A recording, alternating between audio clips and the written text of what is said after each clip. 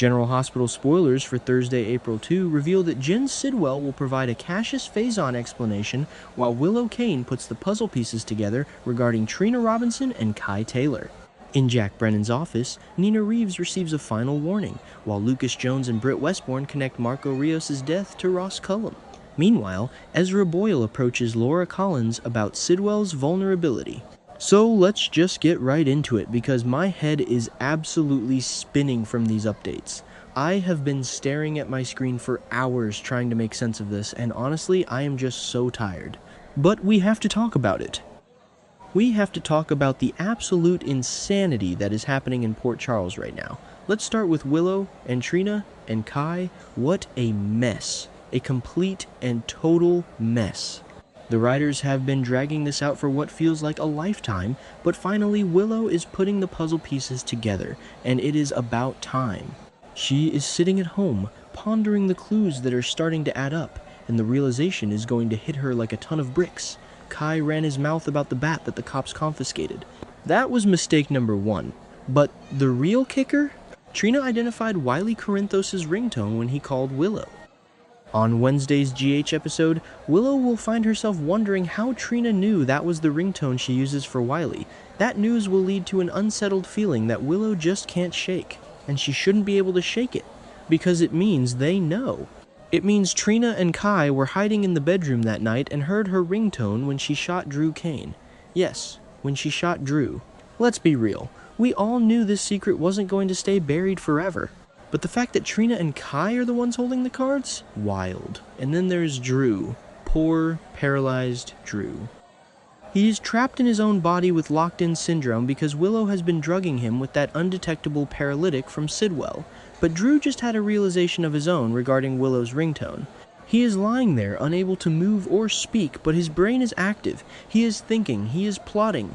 If Willow spills her Kai and Trina discovery out loud, Drew might get some info he can use to his advantage.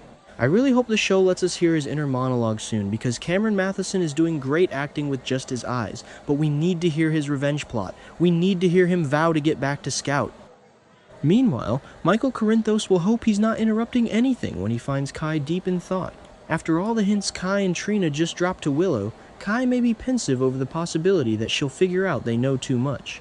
Michael is just wandering around, completely oblivious to the massive web of lies his wife is spinning. It is almost sad. Almost. Sometimes I think Michael deserves to be in the dark because he never asks the right questions. But when this all blows up, and it will blow up, the fallout is going to be nuclear. How is Michael going to react when he finds out Willow shot Drew and is keeping him paralyzed? It is going to destroy their family. Moving across town to Jack Brennan's office. Brennan is not playing games anymore. He is done waiting around for Valentine Cassadine intel. He expects Nina Reeves to pry Valentine's location out of Charlotte Cassadine ASAP, or else he'll ruin Willow's life. Jack will push Nina to choose which daughter she wants to protect since she still considers Charlotte to be like a daughter too. This is such a classic soap dilemma, the impossible choice.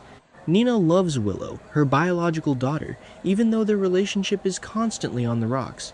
But she also loves Charlotte. She raised Charlotte for a time. She cares about her deeply. And Brennan is just sitting there, cold and calculating, forcing her to make this horrific choice. What were they thinking giving Brennan this much power over Nina?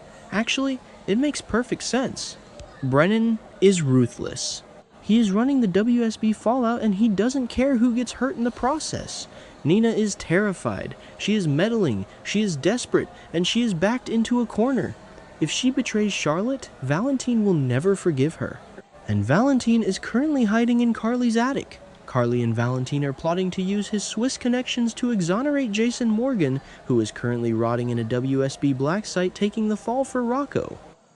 If Nina exposes Valentine, she ruins Carly's plan, she ruins Jason's chances, and she destroys Charlotte's dreams. But if she doesn't, Brennan ruins Willow. Nina cannot win here. She just can't.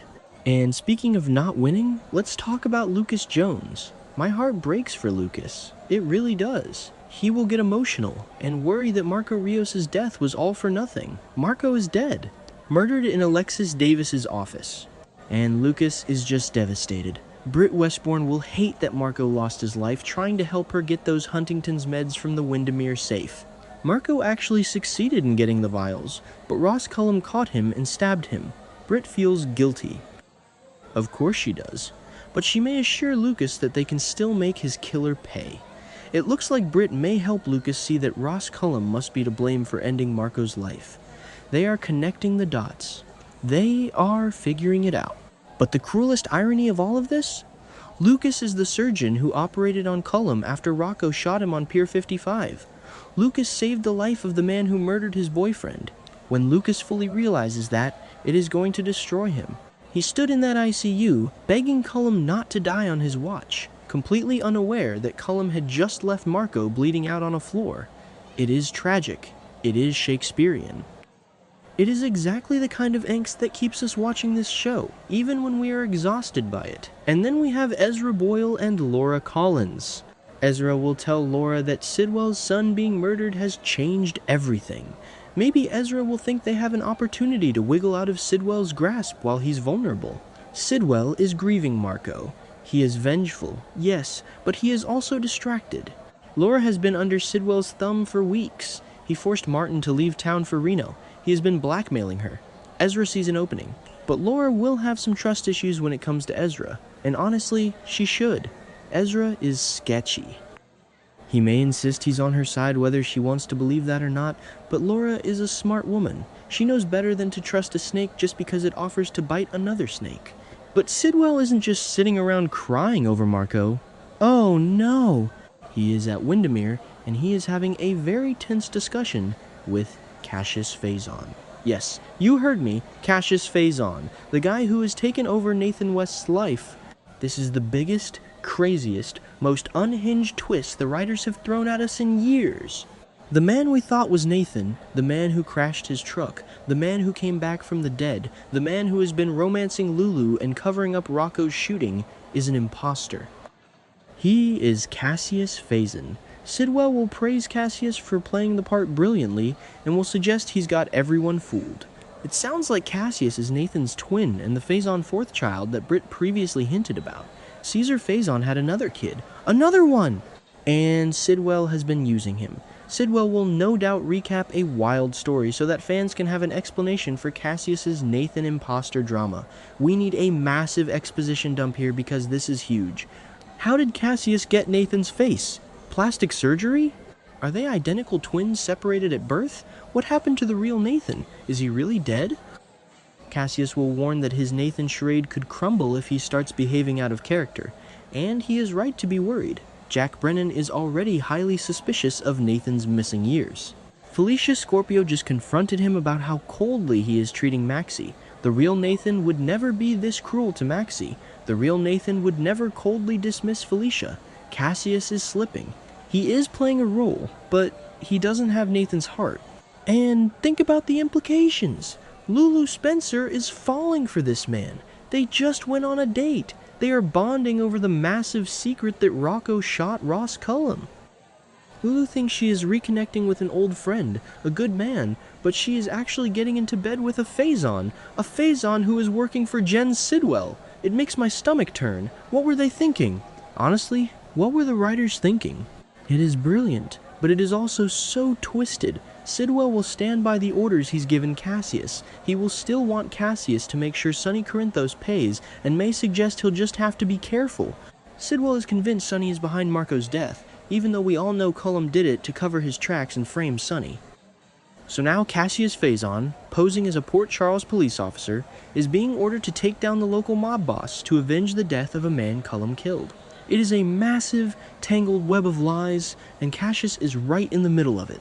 I just keep thinking about Maxie. Maxie chose Damian Spinelli when she woke up from her coma. She told Lulu she would resent her for dating Nathan, but Maxie was right to feel weird about this new Nathan.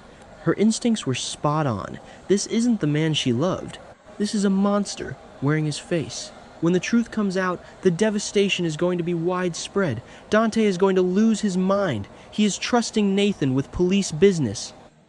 Jason Morgan sacrificed his freedom, let himself be dragged off to a WSB black site to protect Rocco, and he trusted Nathan to handle the cover-up. But Nathan is Cassius Faison. Does Cassius even care about Rocco? Or is he just using this to manipulate Lulu and keep the PCPD off Sidwell's back? The fans on social media are going to absolutely riot over this. Half of them will love the drama, and the other half will be screaming about how they ruined Nathan's legacy. But maybe I'm being too harsh. Maybe this is exactly the kind of soapy, ridiculous, over-the-top storytelling we need right now.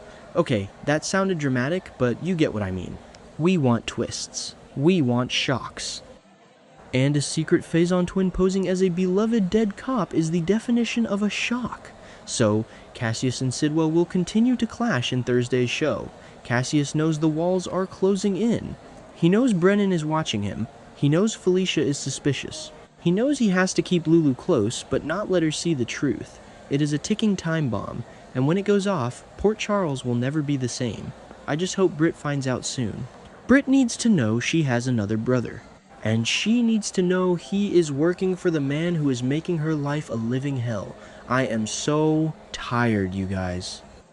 I have been covering this show for a while, and sometimes I feel like I am losing my mind trying to keep track of all these double crosses and secret identities. But I still care. I still care about Lucas getting justice for Marco. I still care about Drew waking up and taking his life back from Willow. I still care about Nina making the right choice for once in her life. It is messy, it is chaotic, it is clunky, but it is General Hospital, and I wouldn't trade it for anything. Let's just see how much more damage Cassius Phazon can do before his mask finally slips.